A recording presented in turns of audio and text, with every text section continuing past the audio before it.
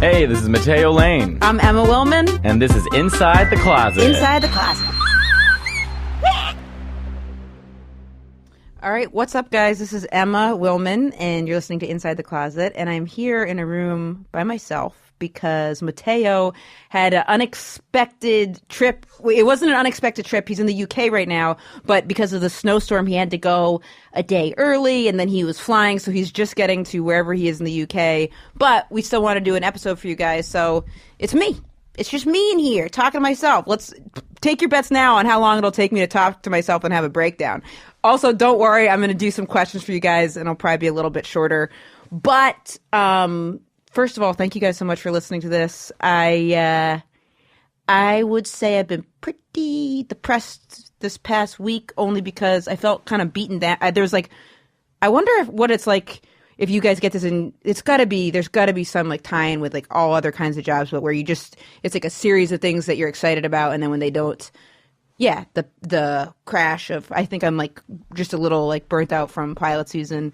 I went to Toronto and saw my crush, and it was really nice. But I chickened out of asking her if she was dating other people. I chickened out because right when I got there, she was talking about how her ex-girlfriend like called her all the time. And she's like, oh, this ex-girlfriend calls me like 4 times a day. Even like at 2 a.m. And I was like, man, that's crazy. And then I was like, well, how'd your girlfriend, the last one that you were with, how did she deal with that your ex was calling you at 2 a.m.? And she's like, I didn't pick up when I was with her. But now that I'm not with someone, I pick up. So in my head, I was like, damn, well, what about me? So then I wasn't totally sure, but then we ended up having a really good weekend, and we were looking at good couple days, and we were looking at something on my phone. And I still have all my dating apps, of course, on my phone. So she saw them, and then she looked sad for a second. And then I didn't end up like asking her anything. But last night we were texting, and she said, I just want you to know that someone asked me on a date, and I said no because I like somebody. So I'm pretty sure she means she likes me. Pretty sure. So that's good. So that's been going pretty good. And we had sex and stuff, and it was really nice. But I think one of the reasons I've been feeling down, and I'd love to like commiserate about this with anybody, is I've got a person very close to my life, close in my orbit, who is way too thin, and it's hard to know how to, it's such a sensitive thing too. I try to talk about it in comedy. I used to be overweight, and when you say you used to be overweight, people go, how overweight? How overweight? And then like I'll show them a picture and they go, oh, you were very overweight. But with weight stuff, it's like people want everything like quantified, or I'll talk about it with friends and they'll go, oh, I want to be too thin.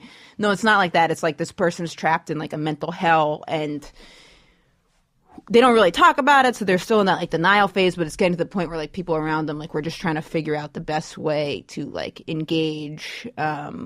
So that's definitely, it's tough. And then it's calling into question. I'm like, well, if I'm going to be approaching this person I've known for a long time about this, like how in order is my house? Because I had been definitely drinking a good amount again. So I was like, ugh, who am I to come on at someone to be like, hey, I'm part of this group of people that's concerned about you and we want to get you help, when I'm like, think I've found a loophole because I'm like, oh, well, I'm not drinking beer anymore, and I switched to really fancy tequila, and now I'm not getting hungover, and like that's like my like health and wellness tip. That's literally what I've decided. I was like, oh, this perfect. I'll just drink expensive tequila, and that's boom. That's my loophole, but not a great loophole.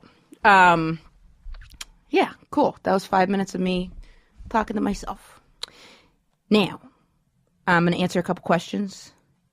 Let's pretend Matteo just impersonated Barbara and Liza Minnelli. And I want to tell you guys something about the Liza Minnelli impressions. I don't know anything about Liza Minnelli.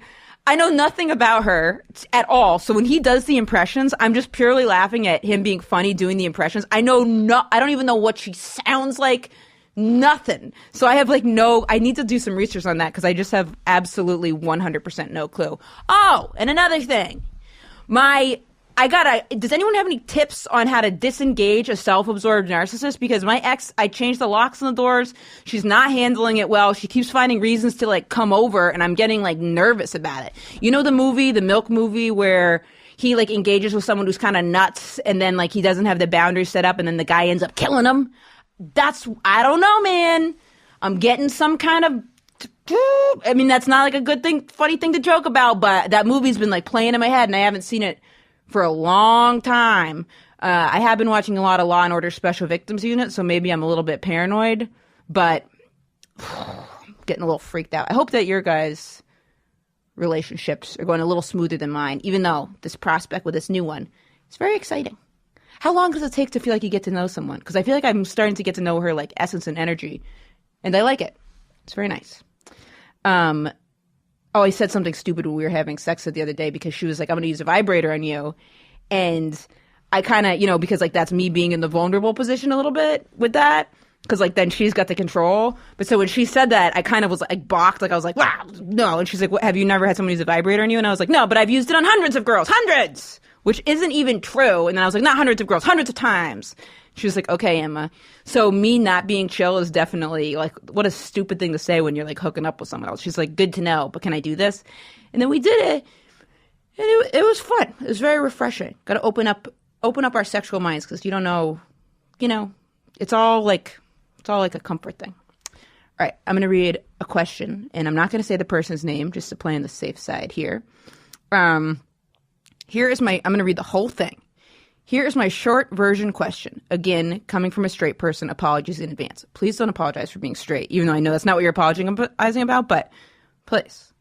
It's so, just to tab that, it's interesting to me, it's like whatever group is the dominant one, it's some kind of, we other people. And it definitely feeds into capitalism because the unearned benefits then help propel you in capitalism. So capitalism does fuel it. So I don't know how othering works in other cultures per se, but it's like, I genuinely believe if gay people were the majority, we would, maybe not now because we've been through so much, we'd have more empathy, but there's the natural inclination to other. I was with someone who was a religion and she's like, I've been with a lot of Jewish people, but this one, they're very conservative Jewish and they're like, you have to date a Jewish person. And I was like, I totally get it. Like, you're the chosen people. I totally get it, but I'm not Jewish.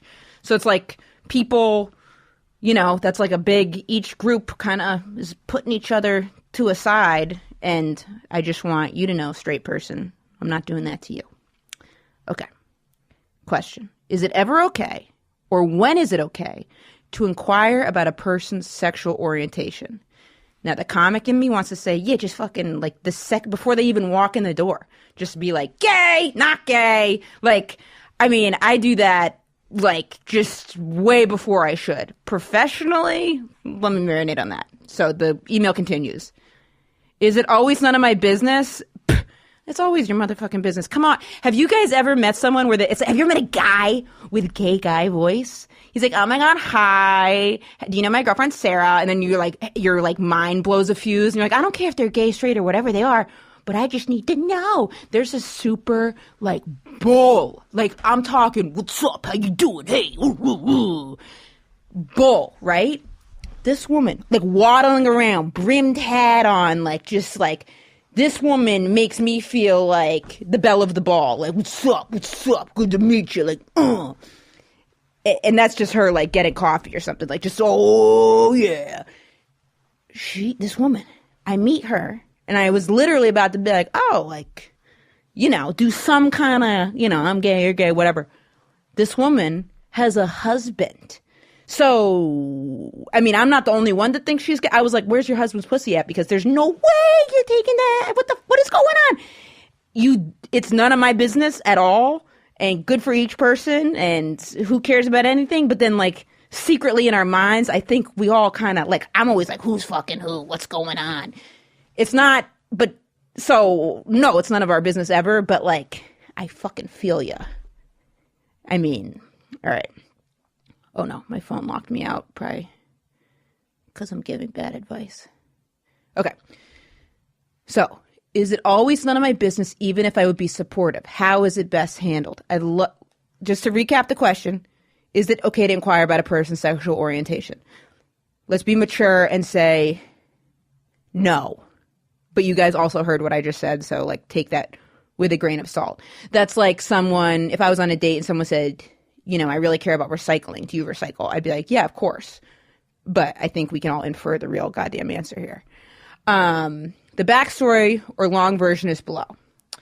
My first encounter in college, when people are most often experimenting with their sexuality, I witnessed a spat where one person, straight, verbally cornered another person, bi-curious. Sounds like the beginning of a good porn. And semi-jokingly said, "Why don't you just pick a side?" The bi person got obviously offended at the notion that they were being asked to pick and publicly announced where they stood on the spectrum of sexuality. Good for them. That was almost 30 years ago and stands out to me as a profound, memorable moment. 10 years later, I'm working with, and I remember that because this is me now just weighing in on this. There's certain moments where you see something like this was not okay, and I feel like if we don't take action, like that would have been the perfect time to use your straight privilege, which would be able to distance yourself from the sensitivity of it and tell that other straight person to back off. I'm guessing if someone corners someone and tells them to pick a side, they were abused in they are having some serious struggles of their own. But that's a great time to like just be there in solidarity with the person getting cornered. In high school, there was a guy who he ended up coming out and being gay. But I remember people saying everyone thought he was gay. And I remember in gym class hearing that like a bunch of guys went and spied on him jerking off. And they like videotaped it. And I've never really forgiven myself for not like, I remember telling my dad like, well, who should I want to tell someone about this. This feels so wrong. And he was like, no, don't say anything. It seems like a bad group to get involved in. And it's bad. And the kid didn't know that he had been videotaped. He's like, he'll be so mortified if he finds out he was videotaped. But it's like when there's something like unjust like that and then you don't take action, that's shit stays with you. So in that instance, I mean, coulda, woulda, shoulda, that's a great opportunity to use your straight privilege there. Now, 10 years later, I'm working with a girl side by side for months and months. We talk all day long about our life outside work. She only talked about her roommate. Come to find out a year later, the roommate was her girlfriend. Holler. I'm left feeling ripped off because I was being honest and this girl was just making shit up. Okay, being disingenuous, but it's none of my business, right? I felt lied to. Here's the thing. The girl, no, in that instance, it's absolutely not any of your business because she's trying to protect herself in a work environment where she felt uncomfortable coming out. I'm gay as a motherfucker. And I've had support of my family, and I went to an all-women's college. I don't know if that's actually how it's being termed now, but so I'm just referencing it to kind of paint a picture. But obviously, I think gender is socially constructed. So at my second year at the college, I'm like out, but I still had long hair at the time. I did a study abroad in Holland, right? And it's in this little farm. Oudemirdum, I think. But it's in Holland, and it's 2 people from the U.S., 2 people from France, 2 people from a few different places. And I remember we were going around all talking, and this girl, Katrin from Germany, was like, after we were all talking, she like looked around and assessed and said, I can't believe there's no gay people here. And I actually felt scared being like, what? Like, obviously I'm gay. I felt nervous because I was like, oh, maybe they're going to feel weird. Like I'm sharing a room with her. So I didn't say anything then. And that's me with like all the support in the world. And then I remember afterwards, her and I went and like traveled together. And I remember like we were going around, we went into like Amsterdam together and we were like going to museums and stuff. And then I remember we were like sitting, having a picnic. And she said something about how, I think we saw like a gay couple go by and she goes, oh, like my good cousin's gay. She was like, it's, I support it. She's like, I think it would be weird to spend a lot of time alone with someone who is though. And I still didn't say anything. I just like sat and had a picnic with her. So like, I haven't really like thought of the humor in that visual, but I'm having a picnic in Amsterdam. We had moved into the city of Amsterdam that we're exploring. And there's gay people everywhere. I'm out, I'm supported, and I didn't come out then because it is scary. So this woman wasn't lying to you so much as the context of it is hard and who knows where she was at in her personal life. Like there's just like so many reasons that could be something she didn't feel comfortable coming out with. So don't think of it like another type of lie. This is like a self-protection thing. 20 years later, still. So that instance where her not telling you, I would say that's not about you at all. And you just got to keep that moving.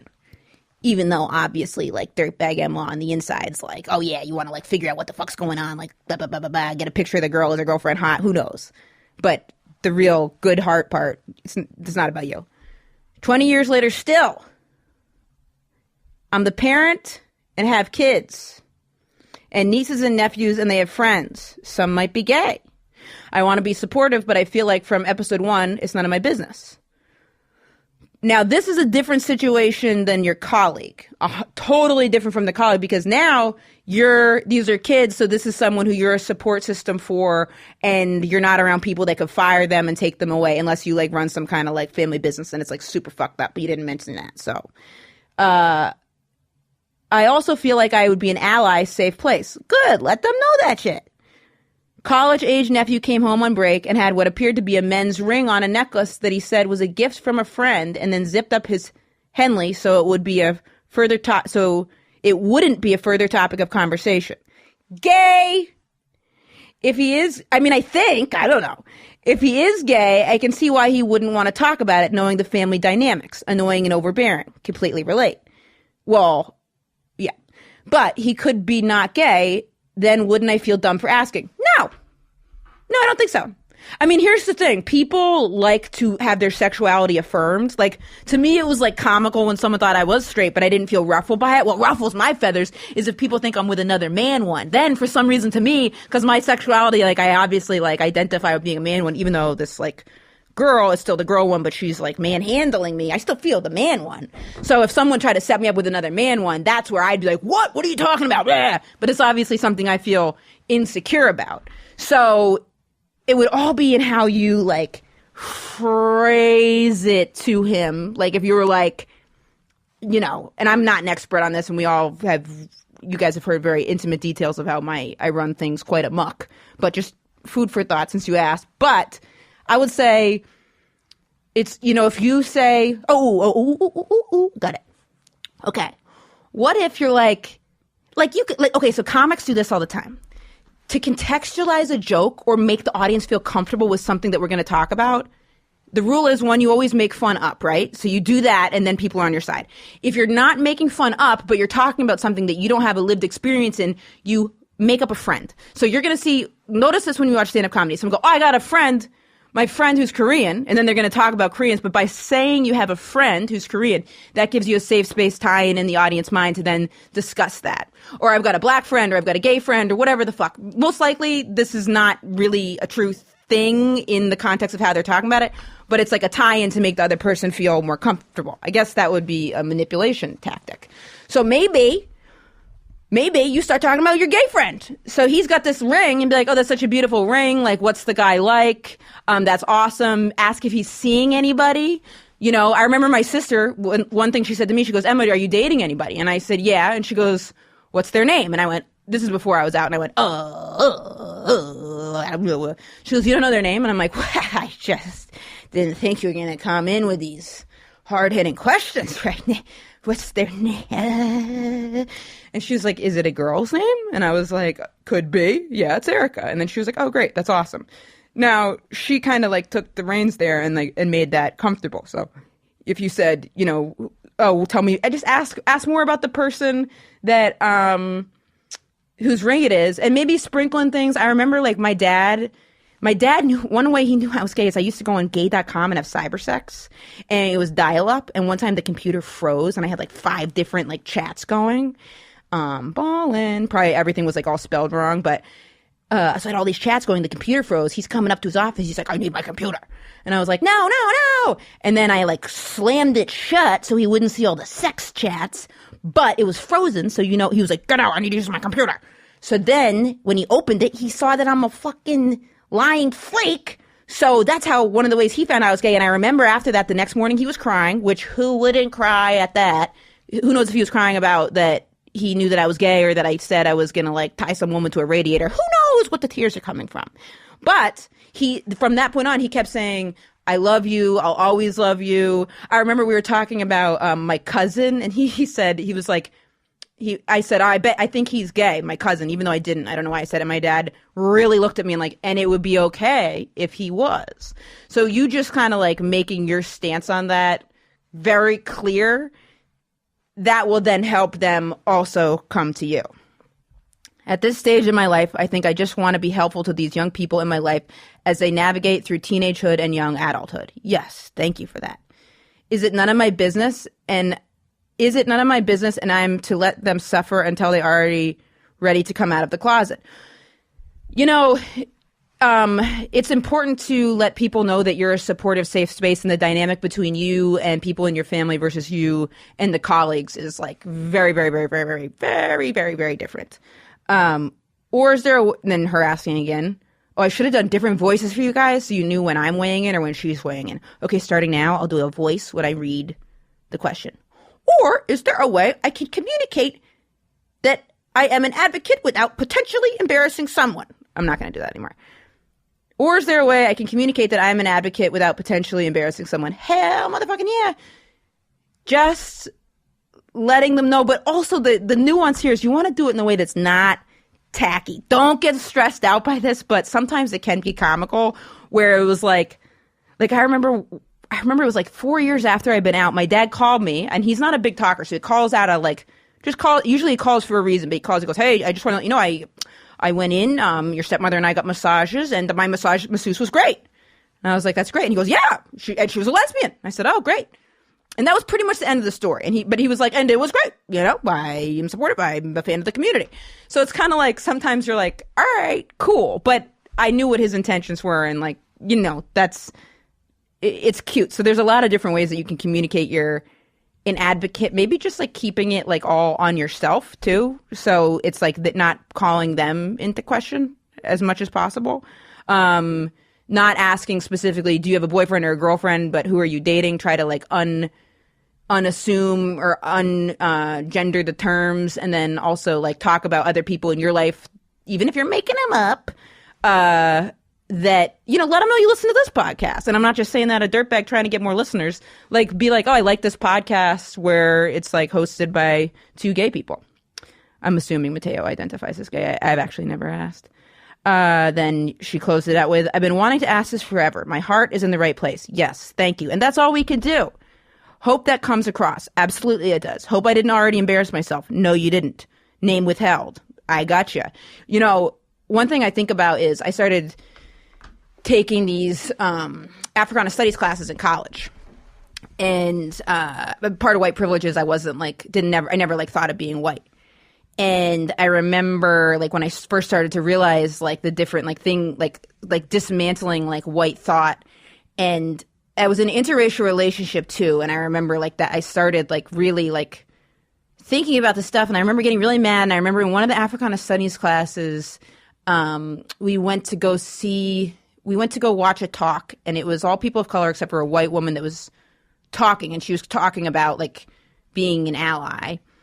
And she said, you know, I don't think that inherently when you first start working with white people, I don't know if they should be trusted because they have to prove to you that they've dismantled the whiteness in their brain to then actually work in solidarity. And I remember when she said that, I got pissed.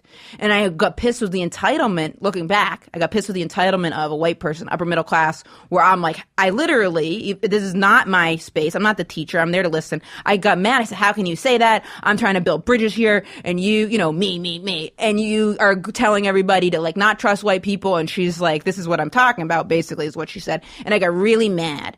And I had friends in the class, and I was like persuasive, and some of my friends were like, yeah, we agree with Emma. And I remember going to the teacher, and the teacher was like, no, Emma, actually, you're wrong. She's like, but, you know, I admire that you are, not even admire. She's like, but, you know, this is good that you're like beginning to think about these things. I'm not going to give you any credit. You're doing what you should be doing.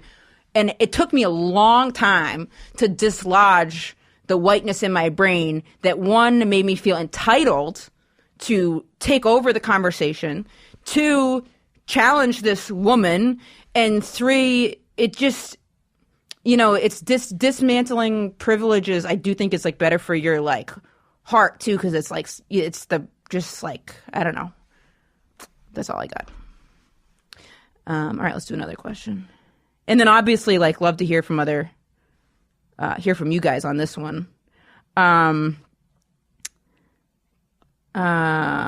This is a question from Matteo. So I'm not going to answer that. All right. Dear Emma and Matteo. And we can have Matteo weigh in on these too. Unnecessary context. I'm a 23-year-old virgin, quasi-closeted queer man, but not to family. I work 2 jobs to pay off a mountain of student loans for my musical theater degree, and I'm trying to become comfortable in my own skin. Preach. Though I love the few friends I have, I want to surround myself with more dynamic personalities like your own, but inevitably bring down the entire vibe of the room. First of all, man, I relate to that goddamn shit when I'm not, like, being on. I have to stop myself from, like, I really do have to stop my, like, I get it. Because, like, literally I'll be like, I feel like such a freak sometimes, like, when I'm out just, like, with, I want to say normal people, but there is no normal. Like, there's just so few friends that I really feel, like, safe with, like, just talking and relating to. And then, like say I'm with, like, a friend, like, my friend Eli listens to this, shout out to Eli. He's someone I feel very safe with, like, I've known for years. Say him and I were out, and then we were like, this is a better example. This friend of mine who's an ex-girlfriend, I got to see her on Sunday after a show, and it was really nice, and we were, like, talking. And then, like, someone came up that was like, hey, oh my God, a comedian, that's so cool. And I, like, was, like, fake for a minute, and then she was, like, asking me, like, oh, that's so cool. And I was like, actually, it's not that cool. I'm having an existential crisis. Like, I'm, like, constantly beaten down. I'm scared I'm giving everything to something that's not working out. Like, I feel completely this, completely that. I just dragged the whole, and then it's like I stop, and I'm like, so, and how are you? And then it's like, now I, like, literally will talk professionally, so I know how to, like, steer that motherfucker around, but it's like, yeah, bring the whole thing down, and then you're like, all right, sorry, you know, yeah, what do you want from me? Okay, so question. I accept the fact that being myself is equivalent to the personality of a jar of mayo. First of all, I love mayo. BLT? Yes, please. Mayo. I hope you meant that as a goddamn compliment. I love mayonnaise. I love mayonnaise. I love Miracle Whip. I like light mayonnaise. I love mayonnaise. It's almost not sexual, but I get that excitement. You know, when you're at Subway and you get to watch them prepare the sandwich, when they get to the mayo part, I, like, picture the mayo, like, going into the crevice of the sandwich and mixing with the mustard and, like, that last bite where it's, like, the extra mayo and you're like, I love that shit. So, yeah, first of all, mayo's fucking good, but I accept the equivalent of my personality as a jar of mayo. And so what the hell's wrong with mayo? And then also, who are these why is everyone else so good? Who the fuck are they? You know what I mean? Maybe they're stale mayo. Okay, I accept the fact that being myself is equivalent to the personality of a jar of mayo. But how do I maintain friendships, dates without sounding like awkward forced small talk? Find other condiments like yourself and relate. That's it. Don't be around people where it's awkward for small talk. It takes 2 to tango. You know what I mean? So, like, don't put all the responsibility on yourself all the time. And I go back and forth with that too, because it's like, people are always like, be yourself. And it's like, you don't know me? I'm obsessed with Danity Kane, and I used to snort Adderall and then go do college shows. Like, I post ads on Craigslist looking how to learn the dirty talk. Like, you want me to be myself? Oh boy, we're all getting arrested. You know what I mean? So it's kind of like, is that what you really want? I think we all have a real inherent fear of, you know, like, being loved, and if someone really knows us, what they would think. And, like, that's just, like, a part of, like, being human and evolving. And yeah, my advice on that would just be a little easier on yourself. And also, you don't know what maybe you're 23. Maybe other people are, like, worried that they wish they could be a jar of mayo. Like, we should all be so lucky to be such a popular, delectable treat. 23-year-old virgin. I definitely want to hear more about that. Thank you for what you do. Yes, thank you. I'm going to just ask the producer do you think that I answered that? Yeah. So it's like, what do you think about that, Alex is our producer. So he says, I accept the fact that being myself is equivalent to the personality of a jar of mayo. How would you answer that question? But how do I maintain friendships, dates without sounding like awkward forced small talk? Is he talking about, like, wrestling with it, like opening it up? I don't know what he's saying. Are you talking? No. He's not literally asking about the jar of mayo. Okay. He's saying he's saying I accept the fact that being myself is equivalent to the personality of a jar of mayo. His interpretation of that, like, I'm boring. But how do I maintain friendships without sounding like awkward forced small talk? So I'm saying mayo is awesome, and who are these other people to be making him feel bad about the type of small talk that he offers? I hate small talk.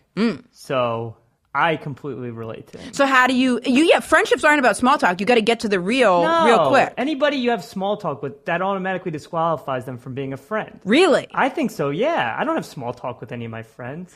See, I love a small talk. Really?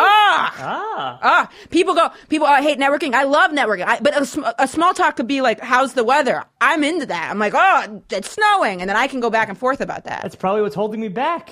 Yeah, you gotta I was good at small embrace the small talk. It doesn't have to be fake. And also networking, it's about mutually beneficial relationships. So people are always like, I hate networking. I don't feel any power in it. I get that too, but it's like you offer something without asking something, and we all can offer something. So you offer something, and then the person's more likely to offer you something back. Boom. And networking really, make networking your friend. Is something, because like I'm okay at comedy. I'm working on it. I'm all right at this. I'm all right at acting, fine. But like I really networking and like offering things and building relationships. That's something that I'm okay at. Okay. The F word is the name of this question. Hey, Emma and Matteo. I've been listening to your podcast, and Matteo does say faggot, which does surprise me. I just want to weigh in that I say faggot as well. I usually say faggy, and in the context of, I'd be down to be with a faggy little guy, maybe. But, I was talking to that girl that I have the crush on, and I was like, if I was with a guy, I'd want him to be a faggy little guy, and I want him to, like crawl around in a skirt or something, and she goes, and his balls would be out, and I was like, ew, what are you talking about? I wasn't picturing that part, even though I'm totally pro balls, and I always hear women saying balls are gross and making fun of guys' balls, which I think is really mean. I bet your balls are fucking awesome and good for you, and if you're a girl and you're like, I don't like his balls, maybe you're with the wrong guy. Like, you want to make your partner feel good. Like, I'd hope if I was straight, or if I was a penis man with a boyfriend, that I'd be like all about their balls. You know what I mean? It's just another part of the body that you can engage to make them feel good. Like, who the fuck wouldn't be? Yeah, fucking balls it up, please. That seriously, like, I see so many female comedians that making fun of men's balls, and it makes me feel bad. Like, what are they supposed to do? Okay, so he's surprised about Matteo saying faggot. I'm aware that it's not intended to provoke people, but it's said in a very striking manner. I understand that. Real talk, I guess I'm trying to understand why Matteo manifests this word. I'm only asking why because I'm very confused. I think we'll wait for Matteo to say this, but weighing in on it, I would say that, I don't know. I'd be curious where this person is from. Like, we hear the word so much, and it's like when we're in a progressive area, it's been like very like reclaimed to us, so it's not as striking at all. Which, not saying that's good or bad, but so sometimes when you're just like around something all the time, it numbs it. Like it's. So let's let Matteo weigh in on that one. But I'd be interested what you guys think as well. Okay, next one, last one. VW important Q, please. What the hell is VV? It says VV. Oh, very, very important questions. Boom. Got it. Hi, Emma and Matteo. Just a quick question from me. How do you use Instagram as a gay dating app? Damn, this is one from Matteo again. Buddy, I don't know. I think part of how Matteo uses it is he's like inherently stunningly gorgeous. So it's kind of like maybe, that helps. Also, I love you guys and I love the podcast. I'm so happy that you found love, Matteo, and that you're proving that long distance can work. I agree. Very inspiring. Might be the only hope for those of us who are trapped on remote Scottish islands. What's up, Scottish Island? I would love to visit a Scottish island. It sounds like you're living your best life ever. Keep doing what you're doing and all the best of the future. Love from a very, very Scottish last name. What an honor that our little voices are carrying through to the remote parts of there. All right. Uninformed, confident advice. Oh, this one's from Matteo. All right, guys, you're making it very clear. Sex robot part. Jesus! And then someone sent a picture of a sex robot with the vagina as part of the foot. And then that one is for me, clearly. With all of Emma's talk about sex robots, I was wondering if she's heard of the vajankle. No, I hadn't. But thank you. Jesus God. It's an optional part of your sex doll. Or sex robot, presumably. For foot fetishes, which, good for you. I dated a girl who did foot modeling. And it was so interesting because she was like, yeah, guys just like, pay to rub my feet. And I was like, do they jerk off while they're doing it? Which, yeah, of course. But she was like, yeah, then they pay extra. But she's like, I'll literally do my homework while they're like just doing it. And it's interesting. And I was like, so where does what are threads? She goes, I noticed that most of the guys are of Asian backgrounds. It's interesting. And she said, and usually and I've heard that from other people before, but I have a friend who's like, he's into feet. And I think I remember just like learning about it a little bit. It's like, the eroticism of it can come from, it's like seeing, for a lot of people, it's like they have early memories of seeing their mom like putting on heels and they're not supposed to like be watching that. Or so I just remember people saying like there's like things around like feet being forbidden or they're not supposed to be sexual that like is the turn on. And I really definitely get that because like when you're not supposed to think something's hot, there's definitely something like inherently hot there. I've never been into feet though, but oh my God, it sounds like lovely. If someone has a foot fetish and then they want to rub your feet, oh, it sounds lovely. The vajankle, hilarious, is a vagina inside of the ankle. Yep, got that. So you can have sex with the foot. I love that this person explained what it is. So you can have sex with the foot. Yeah. So the vagina part of the foot is like right up on the ankle part. So you still get to look at the toes. Wow. See, this is all, it's somehow grosser than it sounds. Here's a picture. And they sent a picture, which we can tweet out and get kicked off Twitter. But to be totally honest, like that's glorious. That's great. Because here's something with the rules of sex. And I have this ex that said this. She goes, and she's the one that did the footwork. So literal footwork where guys rub their foot. She said, she goes, either you find a partner that wants to have sex with you and is into the same things you're into. You hire someone that wants to explore those things and they're getting you find a partner or you find someone to have sex with you that's into the same things you're into. You hire someone where they're being compensated in some way and there's like consent there to do the things. Third option, you don't do it.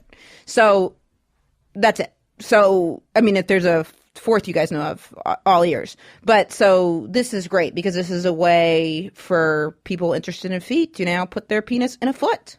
And yeah, more power to it. I'm into it. I'm looking at this picture. I'm not turned on by it, but give me some time. Maybe I could think of a scenario. Yeah, I probably could. And if I think of one, we'll share it on the next one. That was me just doing it by myself. Obviously, Matteo's going to be back. Thank you guys, as always, for listening. I love meeting you guys. We have a show April 8th. We have April 8th at the Abrams Art Center at 9:45. Come out, say hello. Matteo will be there. And, yeah, keep your head up. Keep plugging along. We're all out here, one foot in front of the other. You guys want to do a water challenge? Let's all try to start drinking more water. Like, what's something little we could do to make our lives a little bit better over here? There's a comedian, Gary Goldman, who's one of my favorite comics, and he's got this line about, he's like, the thing they don't tell you about life is it's just every fucking day. And I love that line. It's like, yeah, it's every day. And it's such a blessing to be here. And we're all so lucky and blessed to even be having the facilities to like listen, engage, and like be out there with stuff. But yeah, it's tough sometimes. So let's all try to drink a little extra water. Let me know. If you drink water, tag me in that water picture and I'll respond to you. I'll try to drink some more water. Add a lemon to it. Live it up. All right. Thank you guys so much. We'll talk with you next week.